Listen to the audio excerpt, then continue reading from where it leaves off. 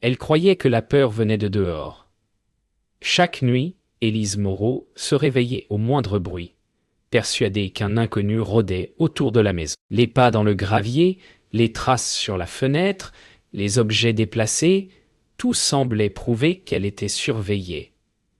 Julien Moreau, son mari, lui jurait qu'elle était en sécurité. Il installa des caméras dans chaque pièce, disant que la technologie la protégerait. Mais quand l'écran s'alluma, la première image montra un visage à moitié caché derrière un rideau. Était-ce un intrus ou quelqu'un qui avait la clé de la porte? Et si la protection promise n'était qu'un piège? Les battements de son cœur couvraient le silence, un silence qui observait. Le matin, Élise fait semblant de croire aux explications de Julien. Il parle de sécurité, de protection, de contrôle. Elle hoche la tête, mais son regard fuit. Les images de la nuit hantent encore ses pensées. Elle se dit que la peur ne ment pas. Une caméra peut être un bouclier ou un miroir, et dans ce miroir, quelque chose d'humain s'effrite. Les caméras enregistrent tout, mais parfois, trop de preuves cachent la vérité. Élise remarque que certaines vidéos sont coupées au même moment chaque nuit. Julien dit que c'est un bug du logiciel. Elle ne répond pas. Elle note l'heure exacte. 3h12. Chaque nuit, le même trou noir. La peur change le visage de ceux qu'on aime. Julien devient distant, nerveux, ses gestes calculés. Élise le regarde, comme on regarde un étranger dans son propre salon. Le tic-tac de l'horloge ressemble à une bombe invisible. Elle comprend qu'elle vit dans une maison qui l'observe. Cette nuit-là, Élise éteint toutes les lumières, sauf celle du couloir. Elle fixe l'écran principal, seule, l'image bouge. Une silhouette traverse le jardin. Elle croit reconnaître le manteau de Julien. Le signal se brouille, puis se fige. Sur la dernière image, une main touche la vitre de l'intérieur. Élise n'a pas dormi. Le visage flou qu'elle a vu sur l'écran hante son esprit. Elle tente de se convaincre qu'elle a imaginé ce qu'elle a vu, mais le manteau, la démarche, la silhouette, tout correspond à Julien. Pourtant, au matin, il agit comme si de rien n'était. Il sourit, prépare le café, parle d'une réunion. Alors pourquoi sa clé USB est-elle restée branchée sur le routeur? Et pourquoi contient-elle des fichiers aux dates précises où Élise s'est sentie observée? Julien prétend que la clé contient des sauvegardes de vidéos effacées. Élise le laisse parler, l'écoute justifier chaque détail, chaque nom de fichier. Ses mots sonnent justes, mais ses yeux ne mentent pas. Quand il détourne le regard, elle copie la clé sur son ordinateur. Cette nuit, elle la branchera en cachette. Ce qu'elle découvrira décidera du reste de sa vie. La nuit venue, Élise insère la clé dans son ordinateur. Les vidéos s'ouvrent une à une. On la voit marcher, dormir, s'habiller. Les caméras n'ont pas filmé pour la protéger. Elles l'ont suivie. Dans un fichier, un murmure résonne. « Yogar, regarde-moi, Yé. » Sa respiration se bloque. Dans la dernière vidéo, l'objectif tremble légèrement, comme si celui qui filmait retenait un rire. Le lendemain, Élise ne dit rien. Elle agit comme si tout était normal, mais chaque son, chaque regard devient une arme. Julien remarque son calme étrange. Il essaie de la toucher. Elle recule. Leurs gestes se figent dans une danse silencieuse. Le piège est désormais invisible, mais chacun sent qu'il s'est refermé. Cette nuit-là, Élise vérifie les caméras une dernière fois. Une des images change soudain. Dans la fenêtre du salon, son propre reflet disparaît, remplacé par celui de Julien, filmé en direct depuis un autre angle. Il la regarde, sans bouger, comme si les murs eux-mêmes étaient devenus ses yeux. Élise comprend alors. Il ne se cache plus. Il veut qu'elle sache. Depuis la découverte des vidéos, Élise ne voit plus sa maison comme avant. Chaque mur lui semble respirer. Chaque angle cache un œil invisible. Elle décide d'inspecter chaque pièce caméra après caméra. Certaines ne sont pas branchées au réseau central. Elles ont été ajoutées manuellement.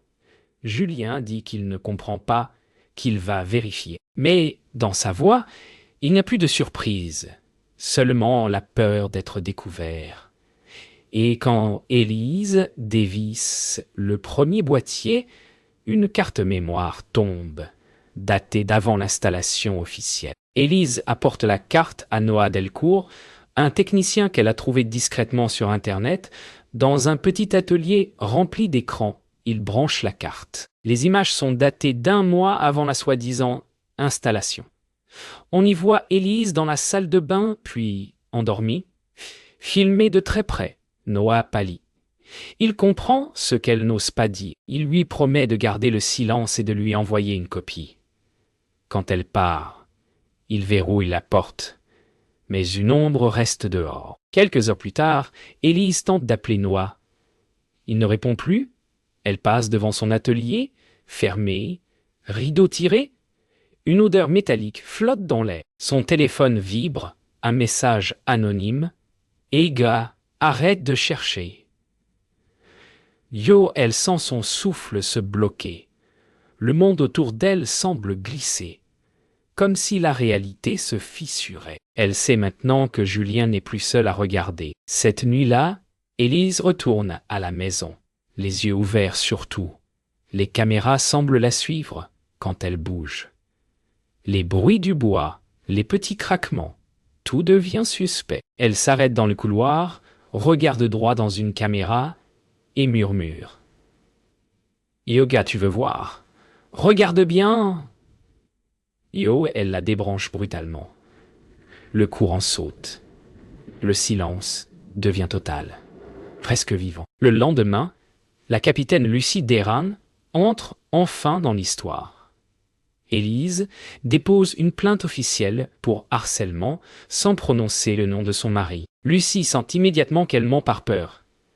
Elle décide de venir voir la maison elle-même.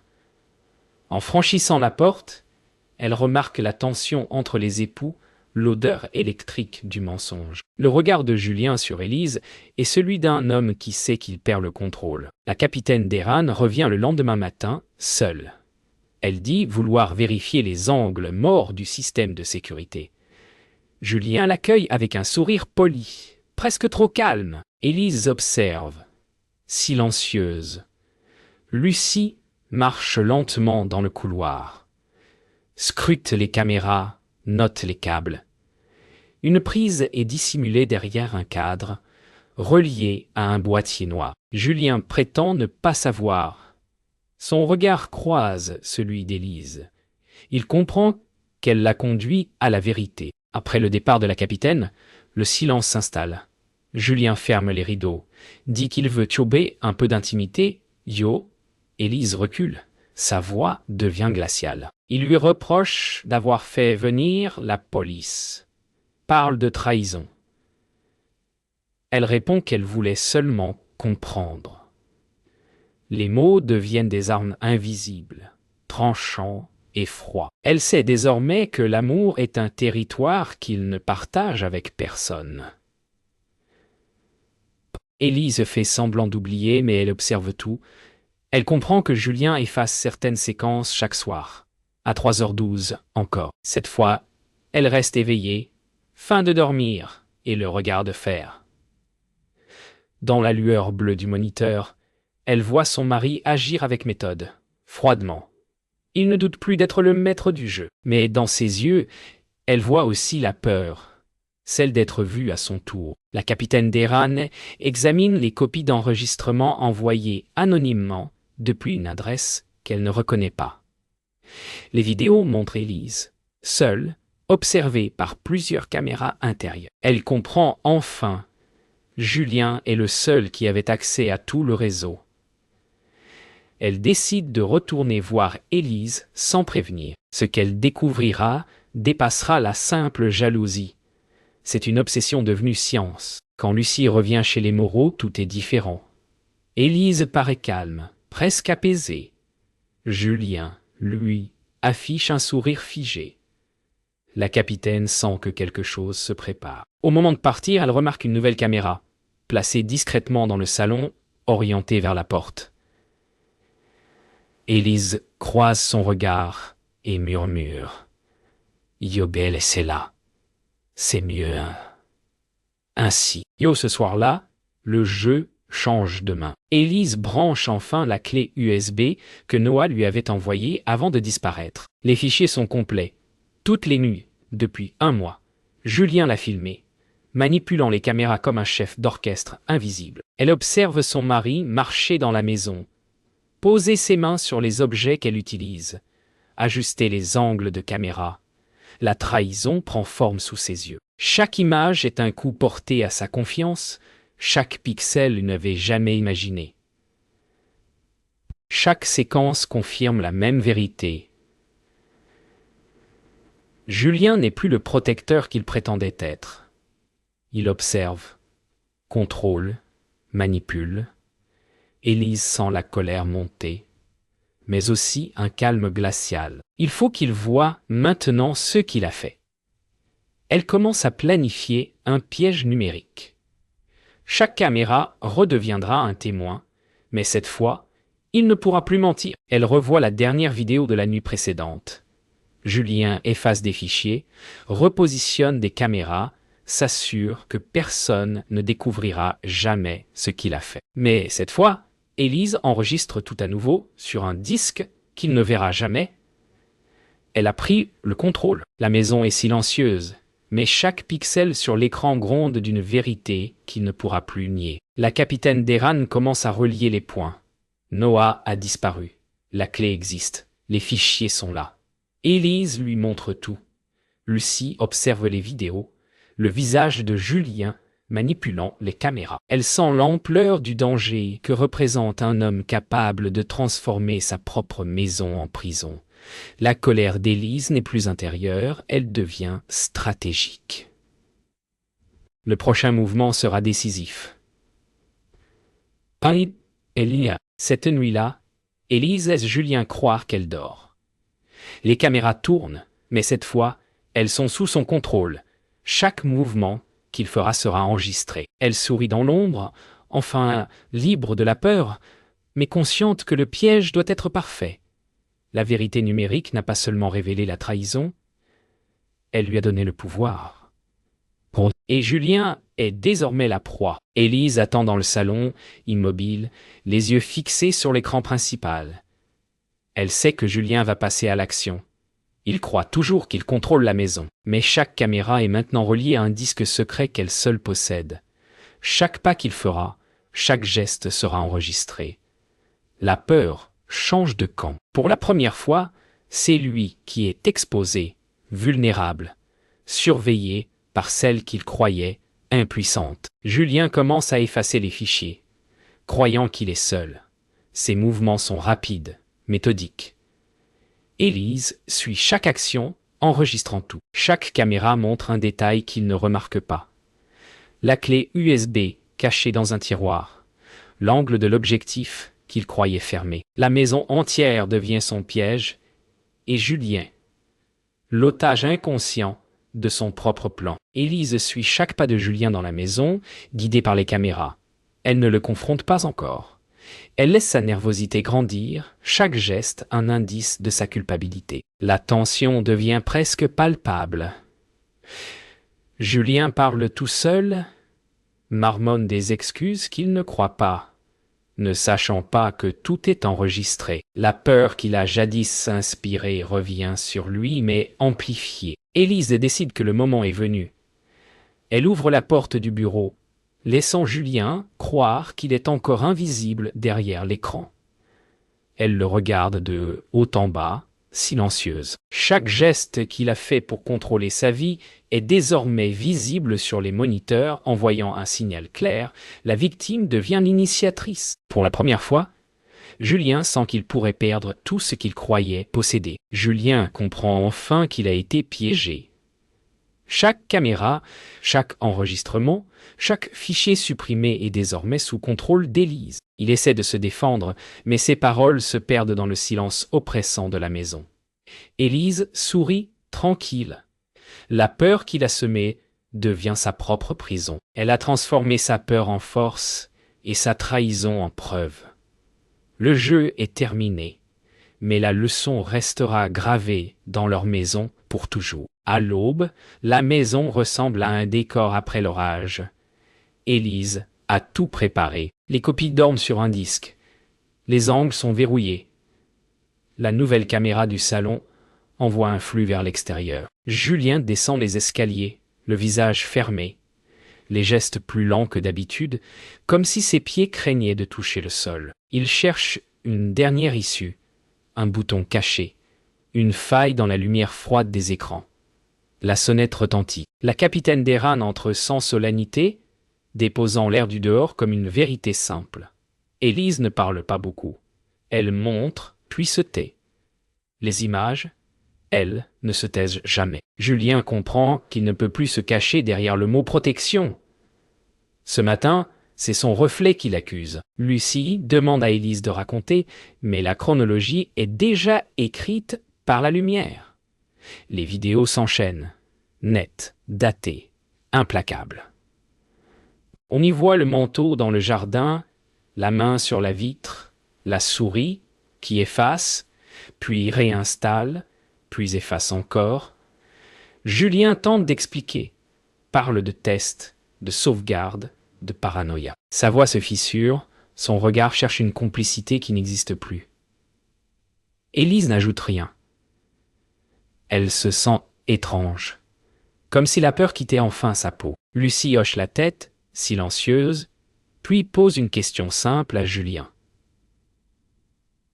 Pourquoi à 3h12 chaque nuit? Le silence qui suit est plus lourd que n'importe quelle réponse. Lucie sort les menottes sans brusquerie.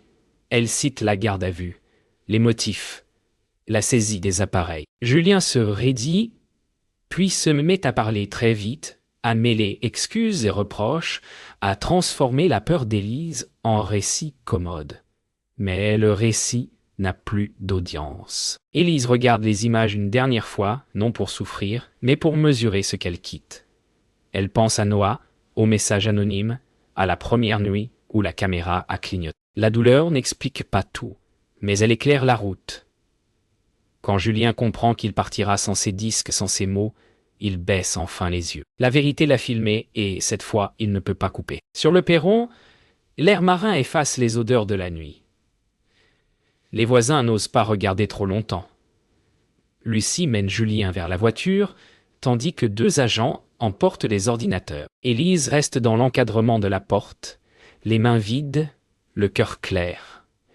Elle n'a pas gagné une bataille contre un monstre, elle a repris son propre espace. Elle pense à l'idée simple qui l'a sauvée, rendre visible ce qui se cachait derrière le mot amour, qui protège vraiment quand il exige d'être partout, même dans le sommeil de l'autre. La réponse s'écrit en images, et ces images ne mentent plus. La nuit suivante, la maison respire autrement.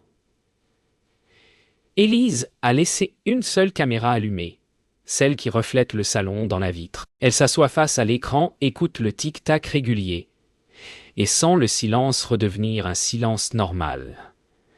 Elle pense à demain, à un appartement peut-être, à des fenêtres sans rouge clignotant. Sur l'écran, son reflet apparaît, net, vivant.